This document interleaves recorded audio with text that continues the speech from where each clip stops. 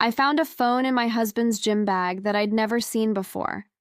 When I unlocked it, I saw text messages from a woman calling him honey and kids asking when Daddy was coming home. My husband and I don't have kids. We'd been trying for years. I thought I was going crazy. Then I realized the truth was so much worse. He had another family. My name is Jennifer, and I'm 30 years old. I live in Denver, Colorado, where I work as a human resources manager for a tech company. I've been with my husband, Greg, for 10 years. We dated for 2 years before getting married 8 years ago. Greg is 34 and works as a pharmaceutical sales representative, a job that requires him to travel frequently throughout Colorado and neighboring states. Our marriage was good, not perfect, but good. We had our routines, our inside jokes, our dreams for the future. Greg traveled for work about 2 to 3 days a week, sometimes more during busy seasons. I didn't love the travel, but it came with the job and the money was good. We'd bought a nice house in the suburbs, took vacations every year, and were working towards starting a family. The family part had been harder than we expected. We'd been actively trying to get pregnant for about 3 years with no success. We'd done all the tests. Everything came back normal for both of us. The doctor said sometimes it just takes time, that we should keep trying and stay positive. We'd recently started discussing fertility treatments, looking into IVF options, talking about the financial and emotional investment it would require. Greg seemed as committed to having kids as I was.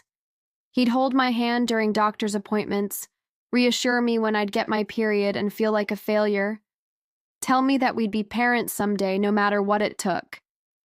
He was supportive and present and loving, or at least that's who I thought he was. Looking back now, there were signs, little things that didn't quite add up, times when his travel schedule seemed excessive, weekends when he'd have to go into the office for emergencies that seemed oddly frequent. Nights when he'd step outside to take phone calls, saying it was work stuff that was confidential. But I trusted him. We'd been together for 10 years. We'd built a life together. I had no reason to doubt him. So I explained away every inconsistency, every odd behavior, every moment when something felt slightly off. The truth came crashing down on a Tuesday afternoon in March. I'd come home early from work because I wasn't feeling well. Nothing serious, just a headache and nausea that made it hard to concentrate. I took some medicine and lay down on the couch, hoping to nap it off. Around 3 o'clock, I heard buzzing coming from somewhere in the house. Insistent, repeated buzzing like someone was calling over and over. I followed the sound to the hallway closet where we kept our coats and shoes. Greg's gym bag was on the floor. He'd mentioned that morning he was going to the gym after work. The buzzing was coming from inside the bag. I unzipped it, thinking maybe his regular phone had fallen in there by accident.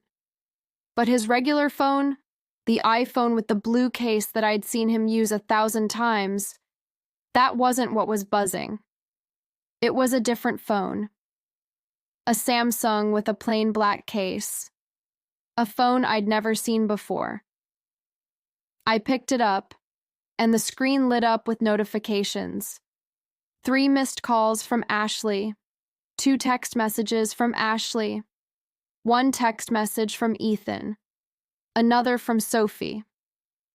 The most recent text from Ashley said, "Can't wait to see you tonight. The kids are asking when Daddy's coming home. Sophie made you a drawing at school today. Love you." I stared at the screen, my brain refusing to process what I was reading. The kids. Daddy. Love you. My hands were shaking as I tried to unlock the phone. I tried Greg's birthday. Wrong passcode. I tried my birthday. Wrong again. Then, almost without thinking, I tried our anniversary. 08/15/2016. The phone unlocked. I stood there in our hallway, holding my husband's secret phone, and I felt like I was falling through space. This couldn't be real. There had to be an explanation. Maybe it was a work phone. Maybe Ashley was a coworker. Maybe this was all some misunderstanding. But I knew. Deep in my gut, I already knew this was something terrible. I opened the text messages. The conversation with Ashley went back years. Years of I love you and miss you and can't wait to see you tonight. Years of discussions about mundane domestic things, what to have for dinner, who would pick up the kids from school, weekend plans. There were photos. Ashley was pretty with blonde hair and a warm smile. She was in many of the photos with Greg, his arm around her, both of them smiling at the camera. They looked like a couple. They looked happy. And there were kids. A little boy, maybe 6 or 7 years old, with Greg's eyes and smile. A little girl, maybe 4 or 5, with blonde hair like Ashley's. In the photos, they called Greg Daddy. They sat on his lap. They hugged him. They looked at him with love and trust. My husband had children. Children I knew nothing about. I scrolled through months of messages, my horror growing with each swipe. The conversations were so normal, so domestic. Ashley texted Greg about Ethan's soccer practice and Sophie's preschool recital. Greg texted back about being stuck in traffic or having to work late. They made plans for family dinners and movie nights. They talked about their anniversary. Their anniversary was in April, just a few weeks away. They'd been together for 9 years, married for 7. 7 years. He'd married Ashley 7 years ago. We'd been married for 8 years. My husband was a bigamist. He had 2 wives, 2 families, 2 completely separate lives, and I'd had no idea. I found photos from Ashley's pregnancy with Sophie, Greg's hand on her belly, both of them glowing with excitement. I found photos from the hospital when Sophie was born, Greg holding a newborn baby with tears of joy on his face. While I was struggling to get pregnant, crying myself to sleep every month when my period arrived, feeling broken and inadequate, Greg had another woman who'd given him 2 children. 2 children he was raising in secret. I found his calendar on the phone. The days were color-coded. Blue days were home days. Those were the days he was supposed to be with me. Green days were Ashley days. Those were the days he told me he was traveling for work but was actually with his other family. Looking at that calendar, I could see his whole system laid out. 2 or 3 days a week, traveling for work. Those were his Ashley days. The rest of the week with me. Weekends alternating between us. Holidays split between families, always with excuses about work obligations or family emergencies. He'd been doing this for 8 years. 8 years of lying to my face every single day. 8 years of maintaining 2 completely separate lives. I looked through his email on the phone. He had a different last name with Ashley. With me, he was Greg Mitchell. With Ashley, he was Greg Thompson, Ashley's maiden name. He had 2 driver's licenses, 2 sets of insurance cards, 2 completely separate identities.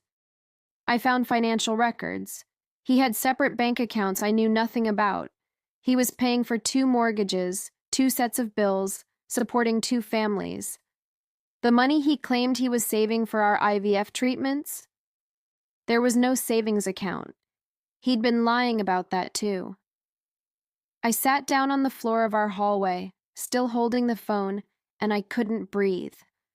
Everything I thought I knew about my life was a lie. My husband was a stranger. My marriage was a fraud.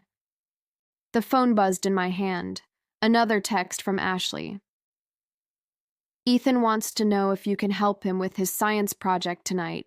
Says you promised. The casual domesticity of it made me want to scream. This woman, these children, they thought Greg was theirs. They had no idea he had another wife. They were as much victims in this as I was. I looked at the time. It was 4:30. Greg got off work at 5 on Tuesdays. According to his color-coded calendar, today was a blue day. a me day.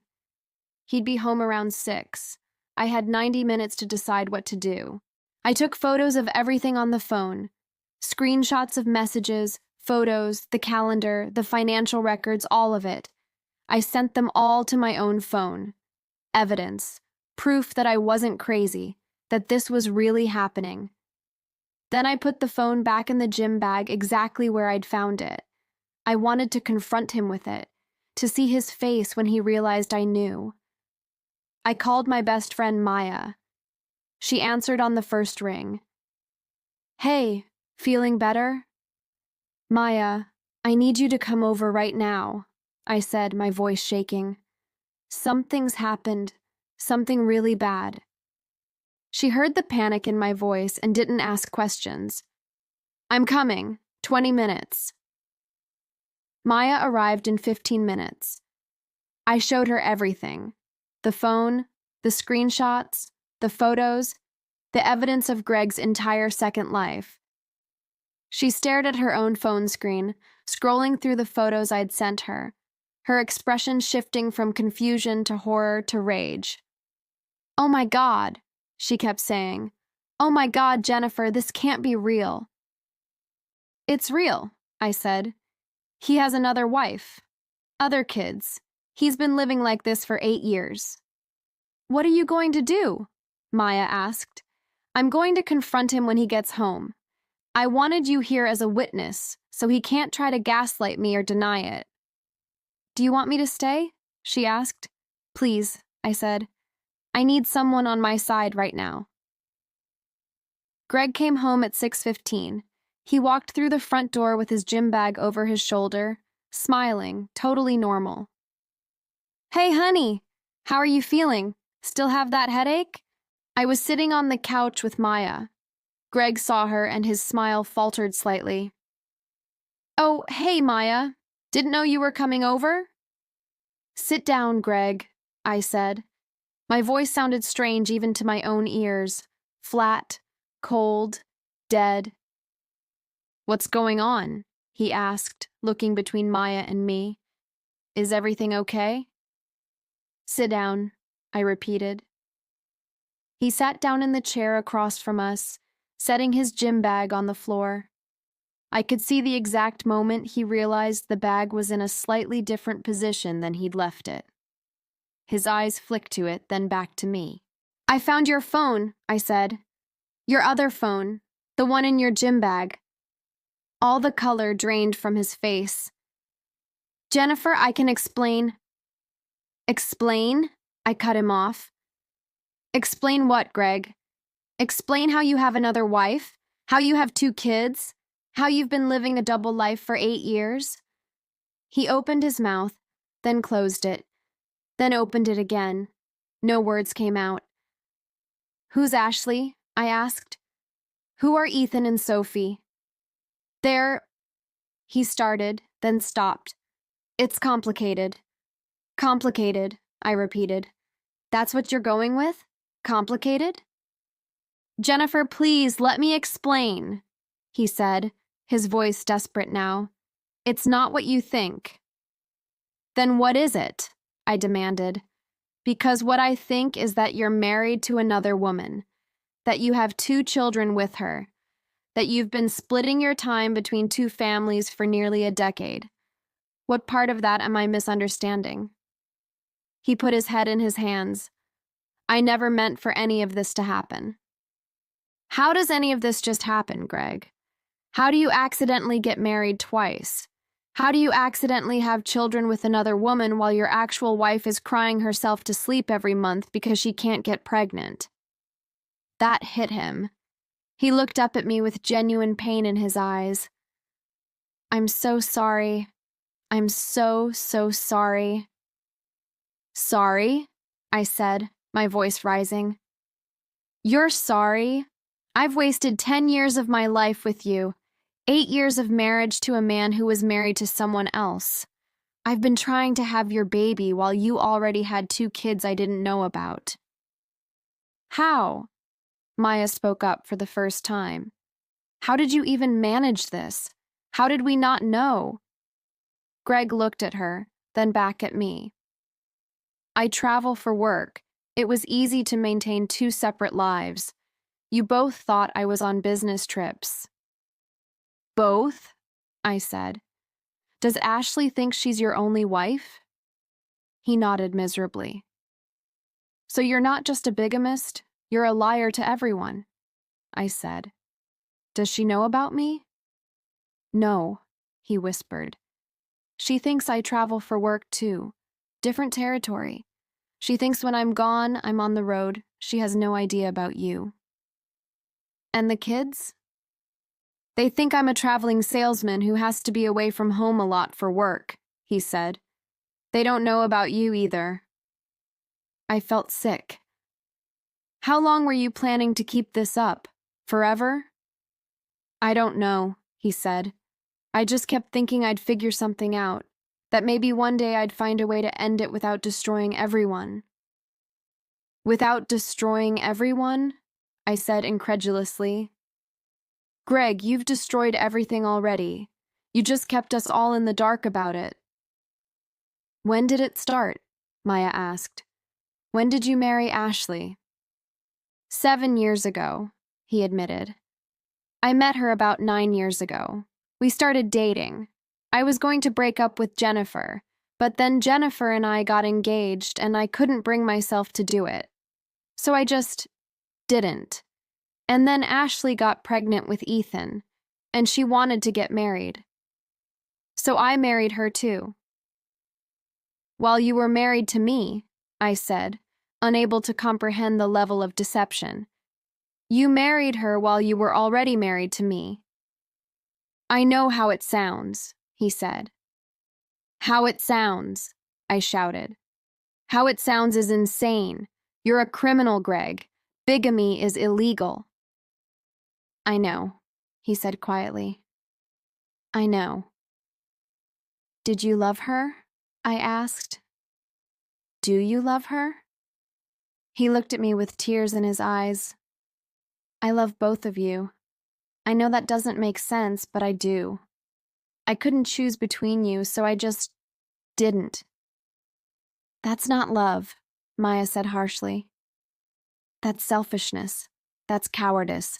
That's treating 2 women and 2 children like they're things you can compartmentalize and manage instead of human beings with rights and feelings. I know, Greg said again. You're right. I'm selfish. I'm a coward.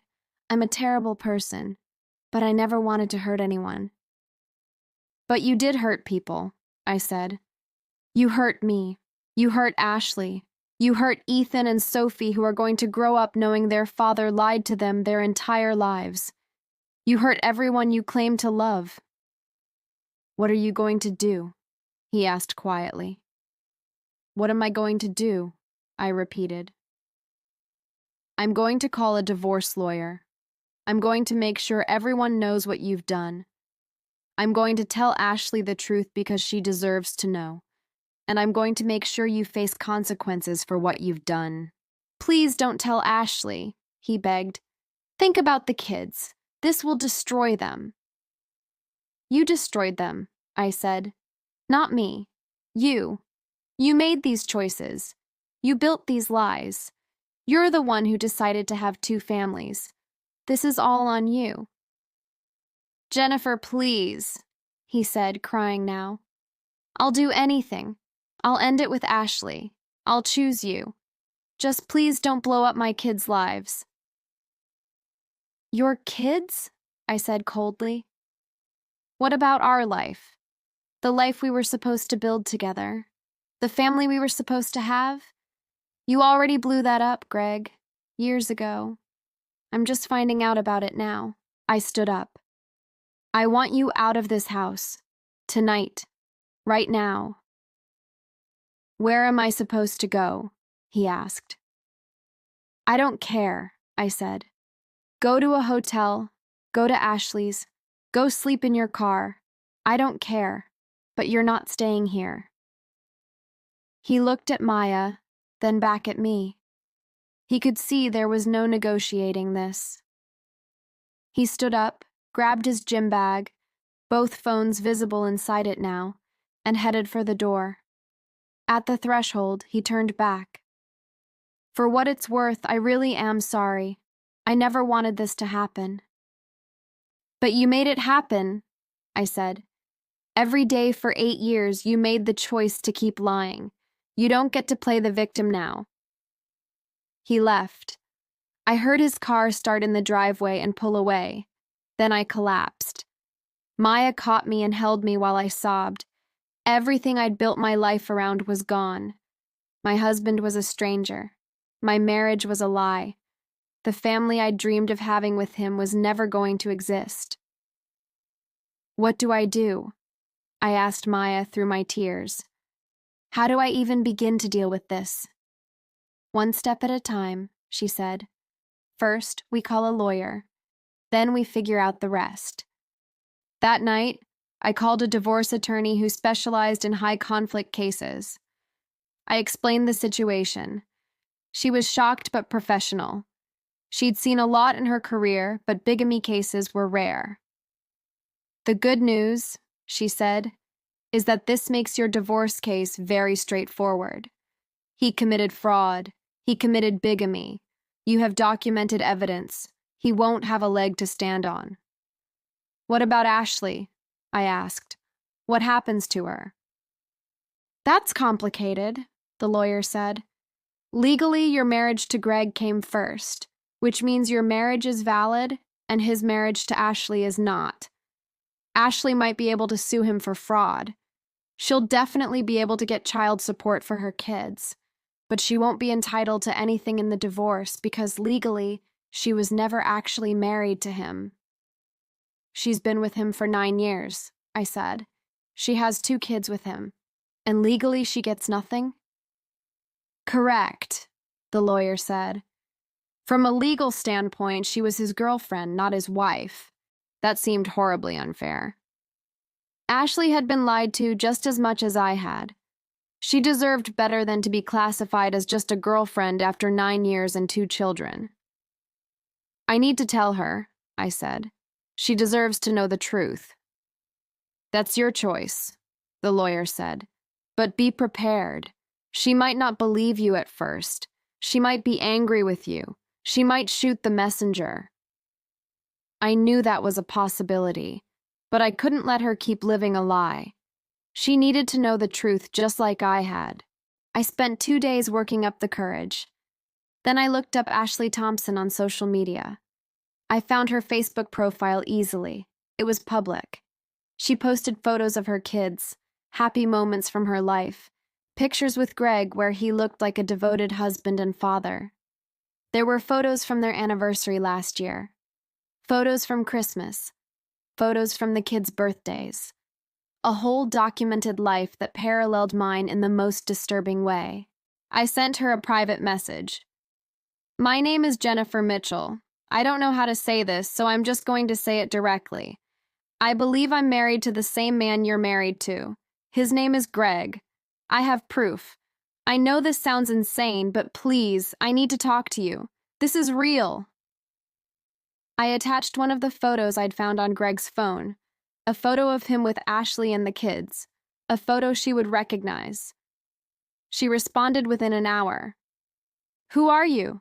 How did you get that photo? This isn't funny. I wrote back. I'm not joking. I found that photo on a second phone my husband carries. Please, I know this is hard to believe, but I have more evidence. Can we meet? Or at least talk on the phone? There was a long pause. Then, give me your number. She called 5 minutes later. Her voice was shaking. Who are you, really? I'm Greg's wife, I said. His first wife. We've been married for 8 years. I live in Denver. I work in HR. I had no idea about you until 3 days ago when I found his second phone. That's impossible, she said. Greg and I have been together for 9 years. We got married 7 years ago. We have 2 kids. You're lying. I'm not lying, I said gently. Ashley, I'm a victim in this too. I just found out about you, about Ethan and Sophie, about Greg's entire second life. I'm so sorry to be the one telling you this. Prove it, she said. If you're really his wife, prove it. I sent her screenshots, our wedding photos, photos from our honeymoon, photos from holidays and vacations, financial documents showing our joint accounts and mortgage, text messages between Greg and me from his regular phone. She went quiet. I could hear her breathing on the other end of the line. "Oh my God," she finally said. "Oh my God, this is real." "I'm so sorry," I said. "He has 2 phones," she said, her voice breaking. "I've seen him with 2 phones. He said one was for work and one was personal. I never questioned it." "I never saw the second phone until 3 days ago," I said. "He kept it hidden." "When does he tell you he's traveling?" she asked. "Usually Tuesday through Thursday," I said. "Sometimes Monday through Wednesday. It varies." "Those are the days he's home with us," she said.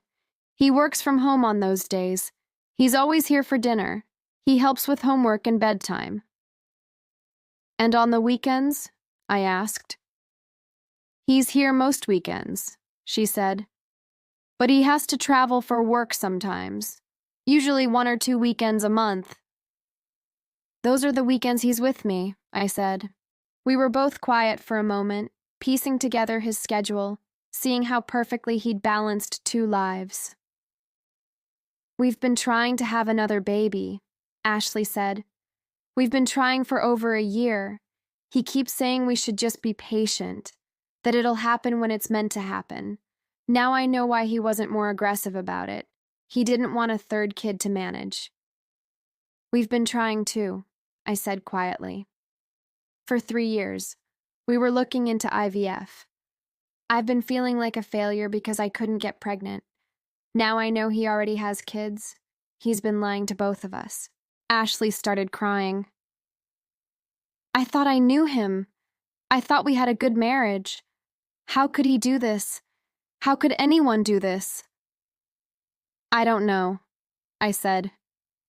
"I've been asking myself the same question." "Where is he now?" she asked. "I don't know," I said. "I kicked him out 3 days ago. He hasn't been home. According to his calendar on the phone, he should be with you right now." "He's not here," she said. "He called yesterday and said he had to extend his business trip, that he'd be home Friday." "He's probably in a hotel somewhere," I said, "hiding from both of us." "What are we going to do?" she asked. "I'm filing for divorce," I said. "My lawyer says that since I was married to him first, my marriage is legal and yours isn't. Technically." "So I'm not even really married to him," she said, her voice hollow. "Not legally, no. I'm sorry." "Don't apologize," she said. "None of this is your fault. We're both victims here." "My lawyer said you can sue him for fraud," I said, "and you're definitely entitled to child support." "I don't care about the money," she said. "I care about my kids. How am I supposed to tell Ethan and Sophie that their father has been lying to them their entire lives, that he has another family they never knew about?" "I don't know," I said. "I don't have answers for any of this." We talked for over an hour, trading stories, comparing details, piecing together the full scope of Greg's deception.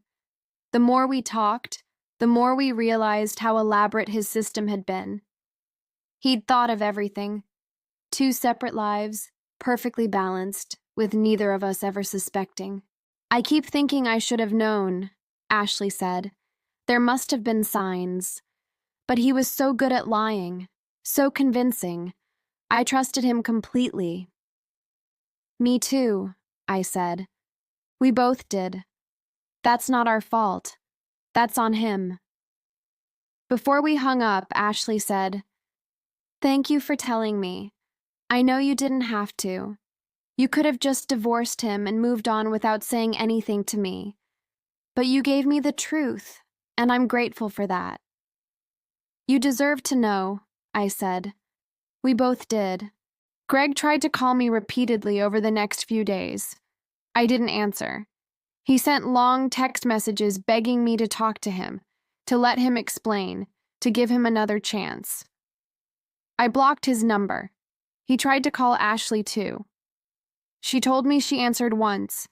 He begged her not to leave him, said he loved her and the kids, said he'd made terrible mistakes but he could fix things. She hung up on him. The divorce process was surprisingly quick given the circumstances. Greg didn't contest anything. He couldn't. The evidence against him was overwhelming. He'd committed fraud, bigamy, and had essentially been stealing from both of us to fund his double life.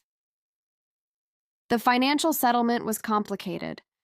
Greg had been draining money from our joint accounts to support Ashley and the kids. Money I'd contributed to. Money that should have been ours. My lawyer made sure I got back every penny he'd taken, plus half of everything he actually owned. Ashley hired her own lawyer and sued Greg for fraud and sought child support. Her lawyer was ruthless. Between my divorce settlement and Ashley's lawsuit, Greg lost almost everything. His house with Ashley had to be sold.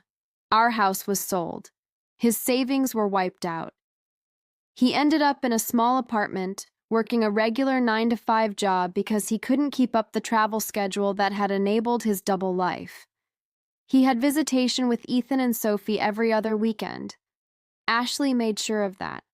She wouldn't let him just disappear from his kids' lives, even though he'd lied to them. Ashley and I stayed in touch. It was strange at first, talking to the woman who'd shared my husband, but we developed an odd friendship born from shared trauma. We'd both loved the same man. We'd both been betrayed by him. We'd both had to rebuild our lives from the wreckage he'd left behind. Do you think he ever really loved either of us? Ashley asked me once, about 6 months after everything had come out. I think he loved the idea of us, I said. He loved having 2 families, 2 women who adored him, 2 sets of kids who thought he was a hero. He loved being the center of attention in 2 separate worlds. But real love? Real love doesn't involve that level of deception. Real love requires honesty. I keep wondering what would have happened if you hadn't found that phone, she said. He would have kept going, I said. For years, probably.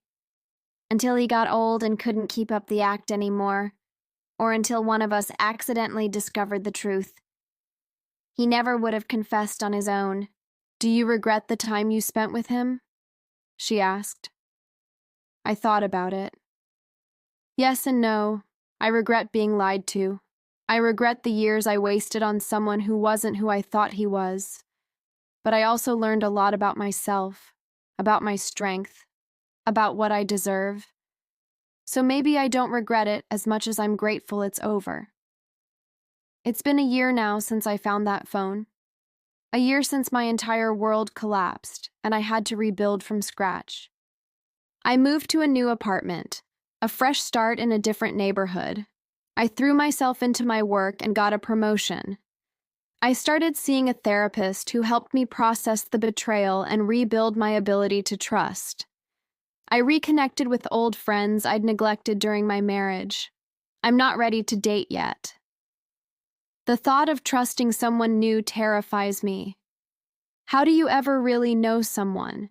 How do you trust that they're telling you the truth? Greg looked me in the eye every day for 8 years and lied. How do I ever trust my judgment again? But I'm working on it.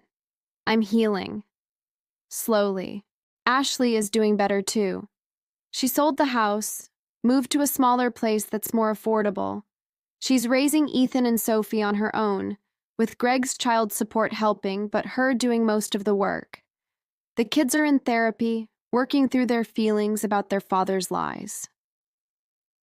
Greg tried to reconcile with both of us at different points. He sent long letters apologizing, explaining, asking for forgiveness. Neither of us responded. There was nothing left to say. Sometimes I wonder about the Greg I thought I knew. Was any of it real? Did he ever genuinely love me? Or was I just a role he was playing? Did he feel guilty? Or was he so deep in his lies that he'd convinced himself it was okay? I'll never know. And I'm learning to be okay with that. Some questions don't have answers. My name is Jennifer. I'm 30 years old. I found my husband's second phone and discovered he'd been living a double life for 8 years. He had another wife, 2 kids, an entire family I knew nothing about. The discovery destroyed my marriage, but it also freed me from a life built on lies. If you've ever discovered your partner has been lying to you, if you've ever felt like your entire relationship was a fraud, if you've ever had to rebuild your life from scratch after betrayal, I want you to know that you can survive it. It won't be easy. You'll question everything, your judgment, your worth, your ability to trust. You'll replay every moment trying to find the signs you missed. You'll wonder how you could have been so blind. But eventually, you'll realize that you weren't blind. You were trusting. And trust isn't a weakness. Being betrayed doesn't mean you failed. It means someone you loved failed you. The person who found that phone wasn't a fool. She was a woman who trusted her husband. The person I am now is stronger, wiser, more careful. But I'm also determined not to let Greg's betrayal turn me into someone who can't trust, who can't love, who can't open her heart. Because if I do that, he wins. He doesn't just get to steal 8 years of my life. He gets to steal my future too. I won't let that happen. I'm taking back my life. I'm taking back my ability to trust. And someday, when I'm ready, I'll take back my ability to love. But this time, I'll do it with my eyes wide open. This time, I'll trust but verify. This time, I'll never ignore my instincts when something feels off. And if I ever find another secret phone, I'll know exactly what to do.